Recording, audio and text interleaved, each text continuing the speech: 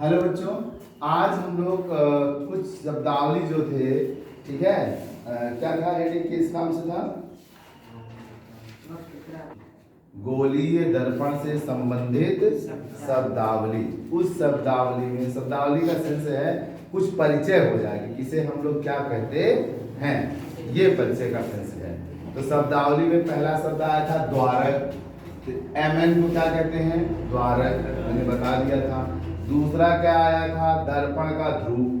दर्पण का ध्रुव, तो देखिए, चाहे आप उत्तल दर्पण लें, चाहे आप अवतल दर्पण लें ना, चाहे आप उत्तल दर्पण लें, चाहे अवतल दर्पण लें, अगर बीचों बीच एक रेखा खींचते हैं तो दर्पण के जिस बिंदु पर वह रेखा जाकर के मिलती है, उस बिंदु को ही हम क्या कहते हैं? ध्रुव कहते हैं। आपको नोट्स में मैंने लिखवाया होगा दर्पण का ध्रुव। दर्पण के परावर्तक पृष्ठ पर केंद्र से दर्पण न का ध्रुव, केंद्र से, केंद्र पर जहां बिंदु मिलती है उसे दर्पण का क्या कहते हैं? ध्रुव। और ध्रुव को किससे प्रदर्शित करते हैं? पी से। ये बताया था पिछले पीरियड में। फिर उसके बाद हमने क्या लिखवाया था? वक्रता केंद्र। वक्रता केंद्र, वक्रता केंद्र क्या होता है? आपको पता है कि जो दर्पण है वो क्या है? गोले का एक भाग है। गोले का एक, चाहे आप अवतल बना लो, चाहे आप उत्तल बना लो, ठीक। तो जो केंद्र से आप एक रेखा खींच रहे हैं, जिसे हम मुख्य अक्ष भी कहते हैं, जिसे हम लोग क्या कहते हैं, आगे मैं पढ़ा रहा हूं कि मुख्य अक्ष किसे कहते हैं। तो जो रेखा खींच रहे हैं वो कहां से होके जा रहा है? केंद्र से ही तो होके गुजर रहा है। बोलिए, तो जो गोले का बीचों बीच वाला भाग होगा, जो गोले के बीचों बीच का भाग होगा, वो क्या कहलाएगा? इस दर्पण का क्या कहलाएगा? वक्रता केंद्र। त्रिज्या नहीं, वक्रता केंद्र कहलाएगा। और वक्रता केंद्र को हम लोग किससे प्रदर्शित करते हैं? सी से। तो ध्यान से देखिए, अगर ये गोला था जिसको हमने काट करके क्या बनाया था? अवतल और उत्तल दर्पण बनाया था, कि यहाँ से पी से यहाँ की दूरी भी, पी से ये पॉइंट जो केंद्र लेंगे वो वक्रता केंद्र कहलाएगा। ये उत्तल दर्पण के लिए। इसी तरह से अवतल दर्पण के लिए भी यही पॉइंट यहाँ से, मतलब जो चल करके केंद्र आएगा, गोले का केंद्र लेते हैं ना भाई, केंद्र ही क्या कहलाएगा? इस अवतल दर्पण का भी क्या कहलाएगा? वक्रता केंद्र कहलाएगा। समझ में आया कि नहीं आया? वक्रता केंद्र को हम लोग सी से प्रदर्शित किए हैं। अब आता है वक्रता त्रिज्या।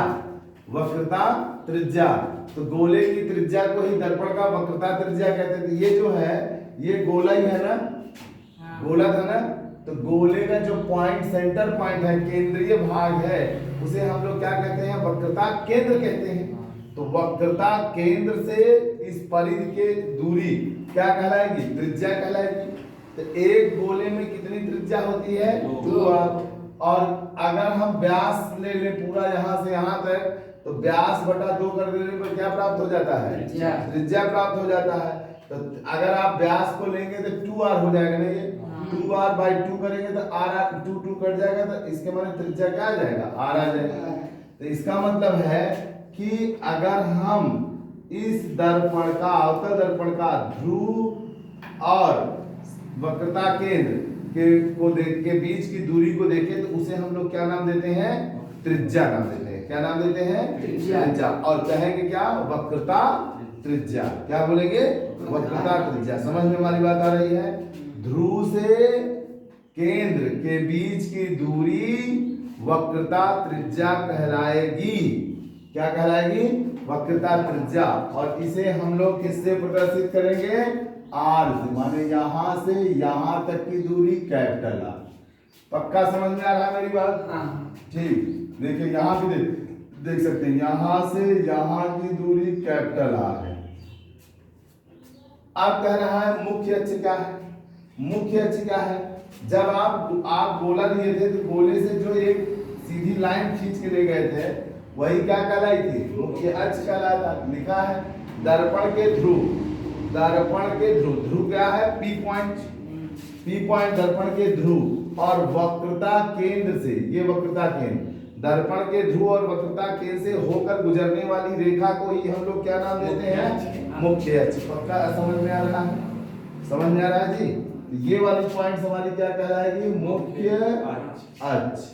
जिसको ना समझ में आए हाथ पर उठा देंगे।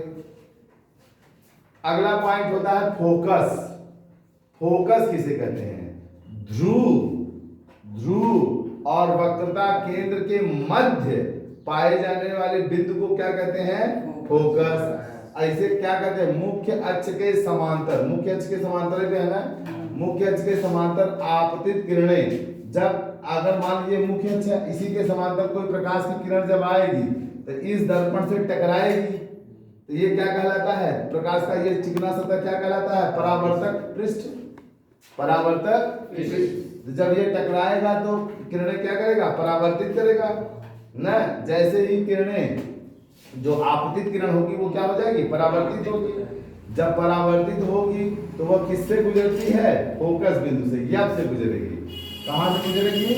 तो ऐसे देखिए, ऐसे बनाया आपने, ये गया ना, ये है आपका, ये पी बिंदु है और ये सी है।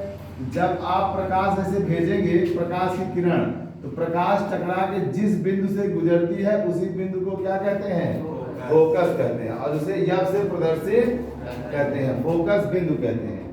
पी और यब के बीच की दूरी, जब हम पी और यब यहां से यहां की दूरी निकालेंगे ना, इसे स्मॉल एफ से प्रदर्शित करेंगे। ये लिखा हुआ है, पी और एफ के बीच की दूरी माने फोकस दूरी को हम लोग किससे प्रदर्शित करेंगे?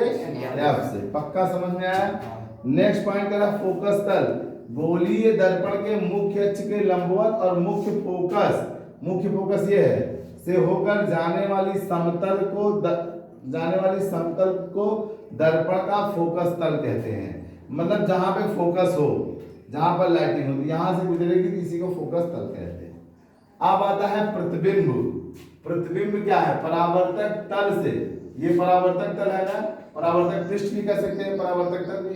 परावर्तक तल से परावर्तन के बाद, परावर्तन वाली जब प्रकाश किरणें निकल गई के बाद, किरणें जिस बिंदु पर, दो किरणें भेजेंगे, जिस बिंदु पर दोनों किरणें आपस में टकराएंगी वहीं पर एक क्या बनेगा?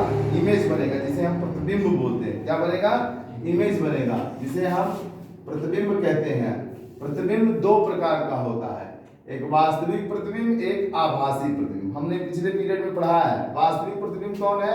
जहां पर किरणें स्वतः जाती हुई अपने से टकराती हुई मिले, उसे हम, जो इमेज बनेगा उसे हम वास्तविक इमेज कहते हैं, या क्या कहते हैं? हाँ, वास्तविक प्रतिबिंब कहते हैं। और अगर वो किरणें टकरा नहीं रही है, निकल रही है, लेकिन हम आगे पीछे अपने से जबरदस्ती डार्ट से मिलाएं, तो ऐसी प्रतिबिंब हमारी क्या कहलाती है? आभासी प्रतिबिंब ना, वर्चुअल इमेज। पक्का समझना? अब प्रतिबिंब बनने के कुछ नियम हैं, प्रतिबिंब बनने के कुछ नियम हैं, उन्हें हम अगली वीडियो में अपने देंगे। धन्यवाद बच्चों।